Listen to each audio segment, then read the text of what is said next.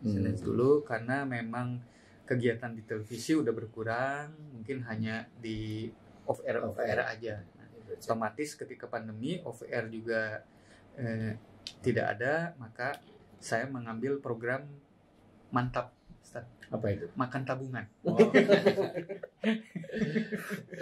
Terus bikin majelis taklim. Nah, itu panjang juga ceritanya.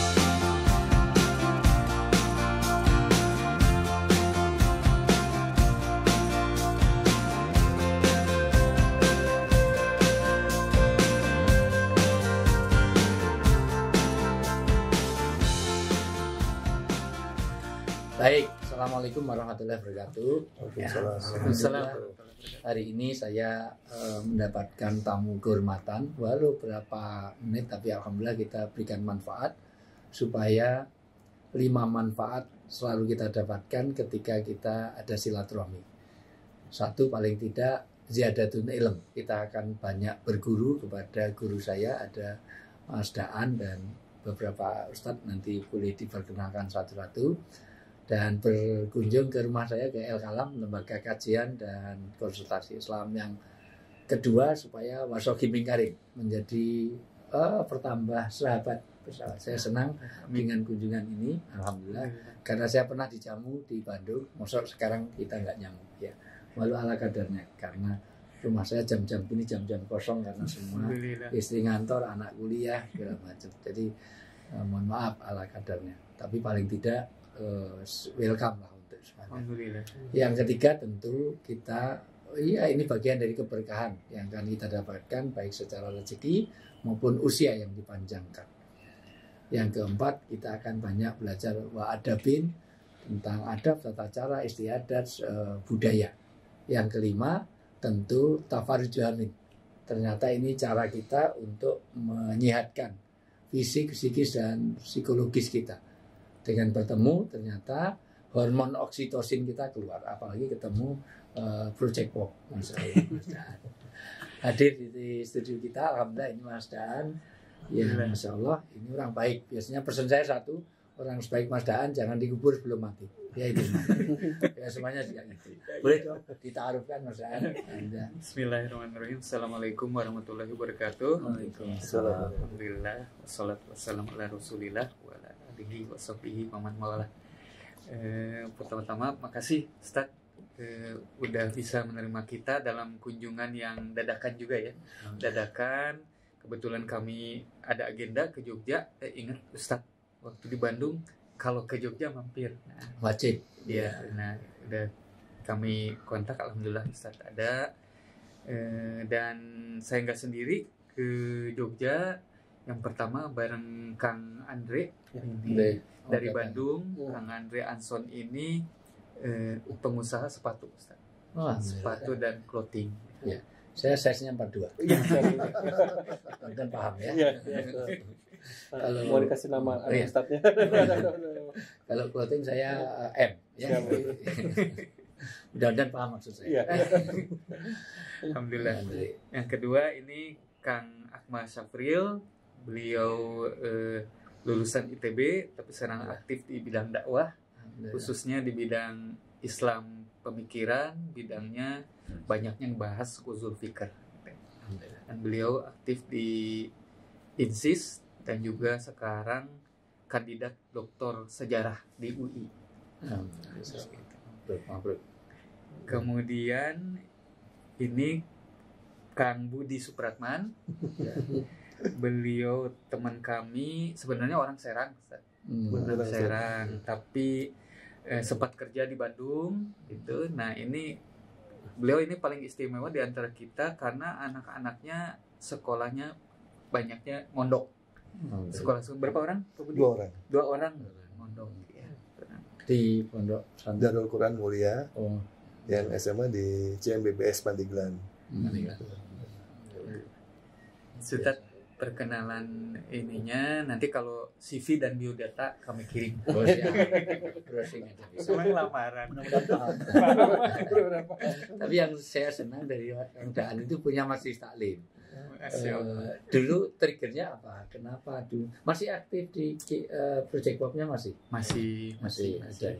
P Project itu aktif, tapi memang gak seintens dulu.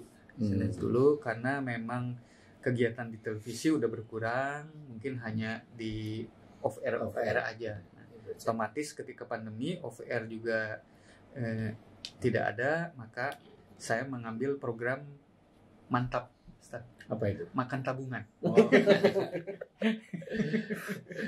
Terus bikin majelis taklim. Nah, itu panjang juga ceritanya, Ustaz, bahwa sebenarnya saya ini awalnya adalah pertama ditakdirkan Allah rumah dekat masjid. Dekat masjid ya. Sempat merasa kerepotan dan merasa risih ya ketika diminta aktif di masjid gitu. Tapi kok ketunjuk lagi dan itu. Tapi sekarang alhamdulillah nikmatnya rumah dekat masjid dan mengurus masjid, alhamdulillah sudah bisa menikmati gitu. Nah, di situ juga saya pernah kerja di radio. Jadi di radio juga saya mengenal hal-hal yang buruk gitu ya. Tapi sekaligus juga mengenal Islam lebih dalam lagi. Jadi walaupun radio itu misalnya untuk anak muda, alhamdulillahnya masih ada segmen religi. Nah, penyiar itu nggak ada yang mau ngedampingi ustadz. Nah, saya penyiar baru, jadi harus mau ngedampingin. Alhamdulillah di situ timbul banyak keingintahuan yang memang tadinya sangat kurang pengetahuan agama. Nah, dari situ timbul ingin belajar, ikut majelis taklim, malahan aktif jadi mengadakan majelis taklim. Sampai sekarang. Apa nama majelis taklim? Majelis taklim, majelis inspirasi. Itu segmennya banyak. Segmennya dewasa muda. Waduh, dewasa muda. Sulit banget. Jadi ini yang muda. Milenial.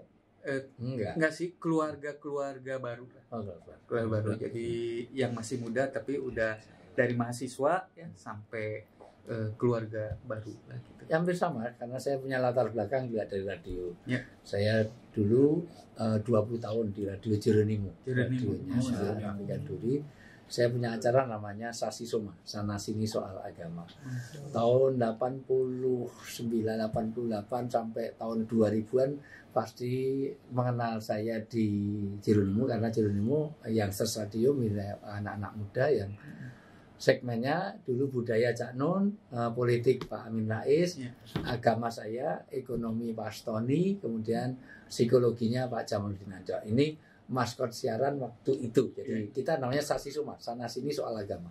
Jadi interaktif, telepon nanya apa saja kita bukakan korannya. Dan dari situ saya baru ke TVRI, ke Trans 7, ke Trans TV itu semuanya.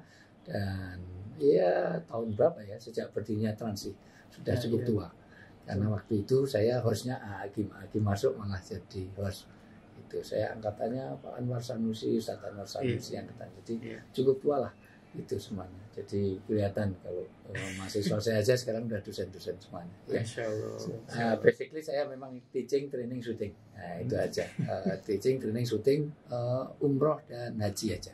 Kebetulan tadi malam baru pulang. Kebetulan Kang Daan juga umrohnya di sama dengan travel yang saya pimpin. Ya, Khalifah. Alhamdulillah. Selama ini apa suka dukanya dengan gimana ya? Tadinya di dunia di dunia entertain terus ke dunia majelis taklim gitu. Ya, alhamdulillahnya saya banyak bergeser dari banyak dunia hiburan ke dunia majelis taklim tuh tidak terlalu drastis sih, kan?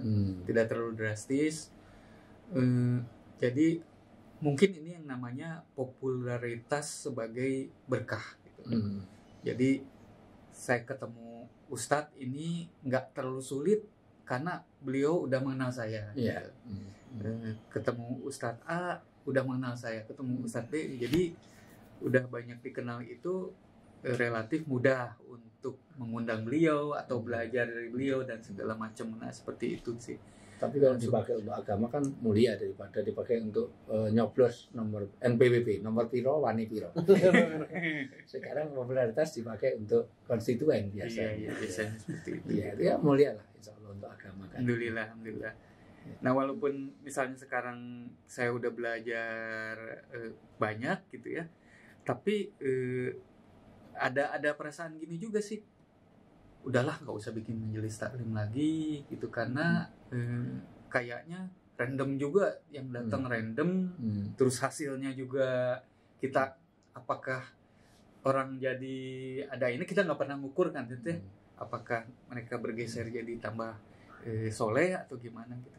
Tapi saya mikir dulu saya juga awalnya suka ngikut-ngikut pengajian yang kayak gini gitu.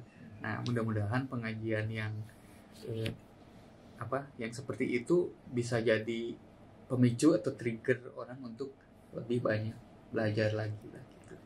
Ya, secara prinsip tidak ada orang gagal dalam kajian. Karena apapun yang disampaikan dalam satu kebaikan itu akan diabadikan Allah.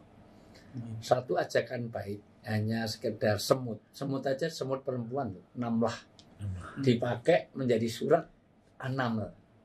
An-Naml itu semut laki-laki, tapi sebenarnya yang berperan namlah, semut wanita yang ngasih tahu kamu supaya masuk ke lubang karena ada pasukan Sulaiman yang akan lewat supaya kamu nggak terinjak. Ajakan baik, semut loh. Siapa yang mau dengar? Tapi Allah abadikan sampai hari kiamat. Ternyata kata-kata semut saja karena ngajak baik, ternyata Allah abadikan. Jadi pokoknya kita bicara tentang baik itu nggak peduli. Dulu Nabi Ibrahim itu diperintah untuk ngajak haji. Padahal begitu dia serukan haji, yang dengar cuma kambing. Wong dia sedang mengembala kok. Panggillah manusia, wa'adhinas, panggillah manusia untuk berhaji. Yang dengar cuma kambing. Tapi sampai sekarang orang dengar panggilan itu. Sampai sekarang kalau ada orang mau diajak haji nggak mau, alasannya belum dapat panggilan. Sudah dipanggil sejak Nabi Ibrahim. Allah abadikan itu. Jadi apa yang disampaikan Mas Kang Daan sekarang, siapapun nanti akan diabadikan. Nanti satu dia anak cucu, ini loh pernah diajak pengajian di sana.